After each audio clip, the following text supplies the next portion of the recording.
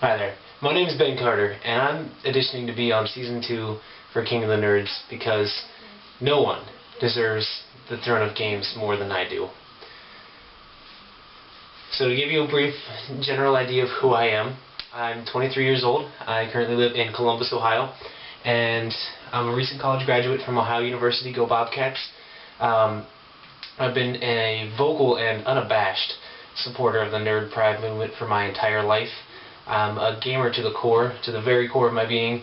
I'm obsessed with literature, and I also consider myself a writer. I do have a day job right now. It doesn't have anything to do with being a nerd, though, so I'm going to kind of gloss over that for now, but I'm going to get back to that. So keep that on the back burner. So what classifies me as a nerd or a geek? I actually do have a little bit of a problem with this question because I don't consider those two terms interchangeable. A geek to me is the stereotypical, huge rim glasses, nose in the textbook, no social life, Sheldon Cooper-ish, if you will. Whereas a nerd, being nerdy to me is simply having a passion for something. So much to the point where it becomes an entire part of the definition of your makeup as a human being. And as far as that goes, I like to consider myself a modern-day Renaissance nerd, because there are so many things that fit that bill for me. Whether it's comic books, I actually collect Sonic the Hedgehog comics, which I may very well be the only person you know that collects Sonic the Hedgehog comics, but I do. I really immerse myself in worlds like Westeros and Middle-earth with fervor. Science fiction, Battlestar, Dune, I love it. Star Wars, obviously. I mean, come on. But I do things like I research history for fun, and I probably watch more anime than anything else. Currently, I'm watching Soul Eater. I just finished Inuyasha, all 170-something episodes. My favorite's probably Cowboy Bebop ever. I'm actually watching through the original Pokemon right now too. That's a lot of fun. It's more funny than I remember it being as a kid. But yeah, I plan on starting Full Metal Alchemist Brotherhood next. So beyond that, I love music culture. I love movies, electronics. I mean, superheroes. You name it, I love it. That's why I consider myself a modern-day Renaissance nerd. So, I can't sit here and pretend to be some genius physicist who breaks down complex theories like it's child's play, and high-level mathematics baffle and repulse me. But I do consider myself an extremely intelligent person who is a natural-born leader and always ready for a challenge. I would consider my intellectual strengths, obvious things along that line, logic, speech, debate, memory and recall, definitely a highlight for me. I went to school. I spent 4 years in college at OU. I did graduate with a 4.75 and with a bachelor's in journalism. Obviously, that's not super nerdy, but what I can say about that is graduating with a 3.75 from OU is impressive because the journalism school is actually one of the top 5 in the nation. So definitely not the easiest curriculum on the planet. And I graduated from high school with high honors, graduated from college with high honors. I was a Gateway and Dean Scholarship recipient. I was getting letters from all sorts of honors fraternities and things like that. I only joined a couple of them, but I was a 10-time Dean lister in college. So I definitely consider myself a pretty smart person. I'm quick on the uptake. So as far as what I do for fun, probably writing is the most intrinsically rewarding activity on the earth for me. I write poetry. I actually have the beginnings of a novel mapped out. That's going to require a lot of work, obviously, to put into, but that's one of my biggest dreams. One of my life goals is to complete that novel. And clearly, beyond the writing and literature aspect, the two biggest interests are pretty competing. You wouldn't really suspect this, but in 1, video games, 2, sports. Now, sports I know is not nerdy, but I'm even nerdy about sports. How many people do you know say that they like football? Probably a ton. Now, out of those people, how many actually have an NFL record book sitting in their room? I have read this front to back. Every single page. That's just the kind of guy I am. I love to read. If I commit myself to something, it's going to get finished. Especially when I say I love to read, and I've already mentioned that I'm a huge literature guy. Classical literature is big with me. I'm actually currently reading Crime and Punishment by Dostoevsky. It's a psychological thrill ride. I recommend it if you haven't picked it up. But yeah, I mean, the literature and the video games would probably be the two biggest. Quirks. That's a good question. You know, sometimes...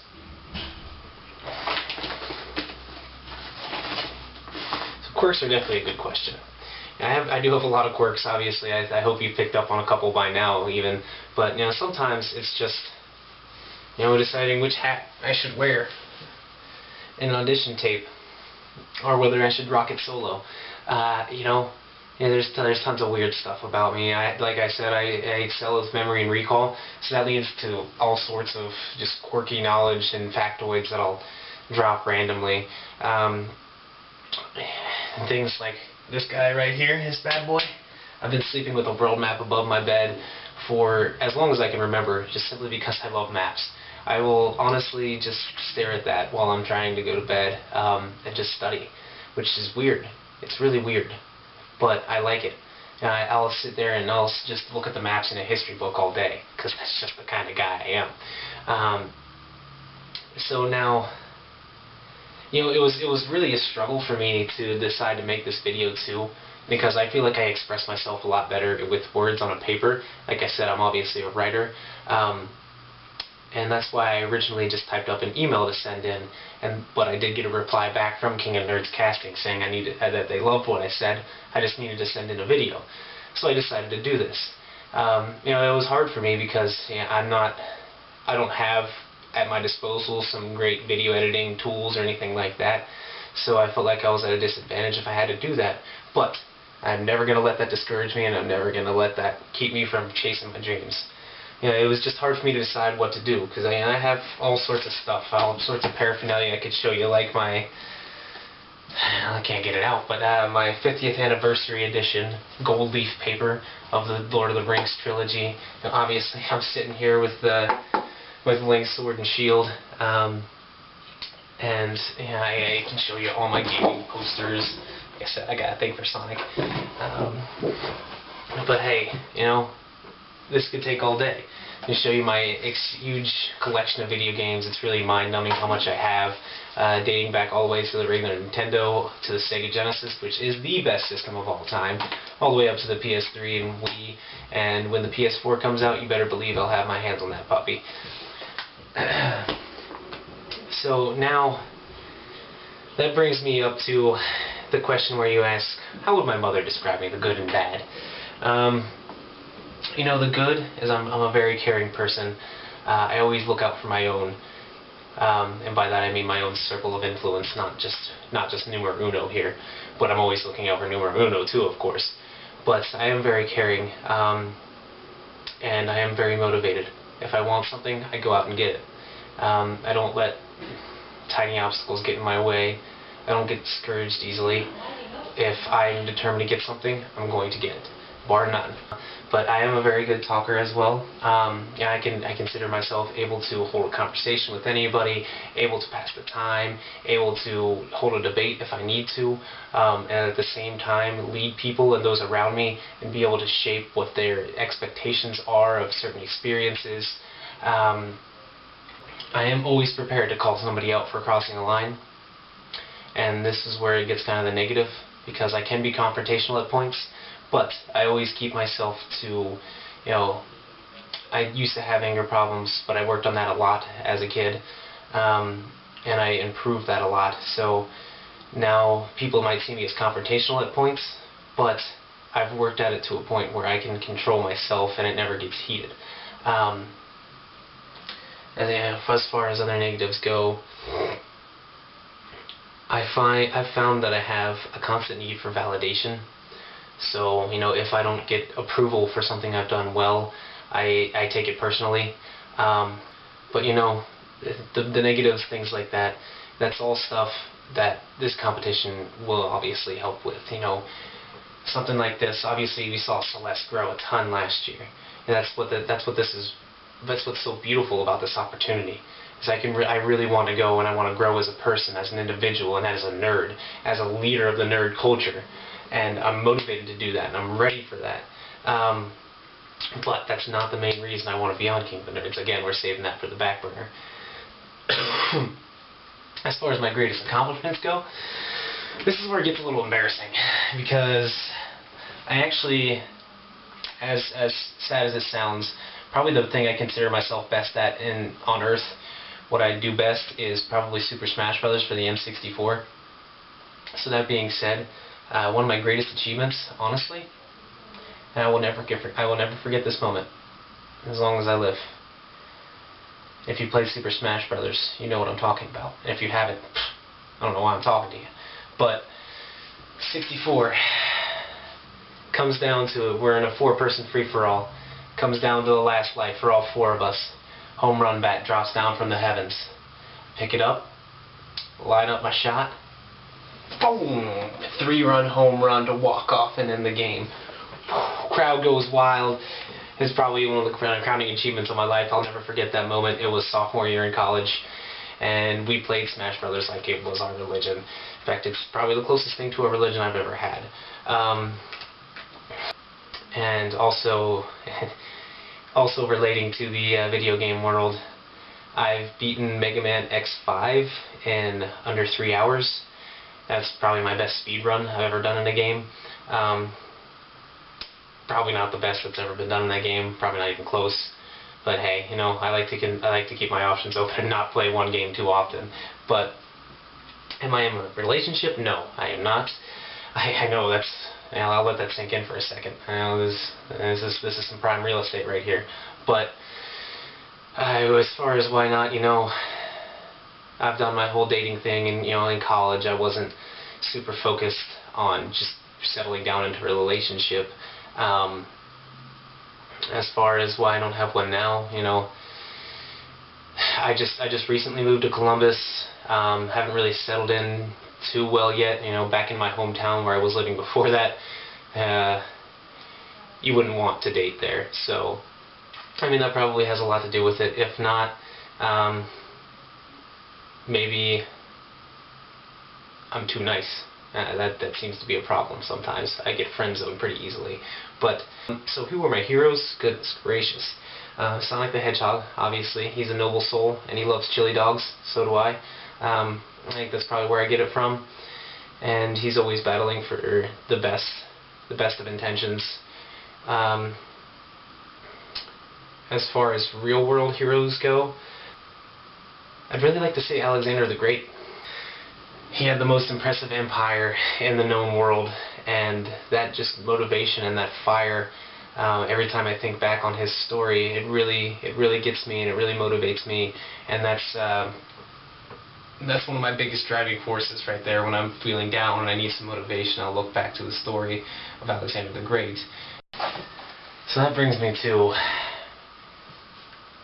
if I could invent one thing, what would it be and why? I like this question.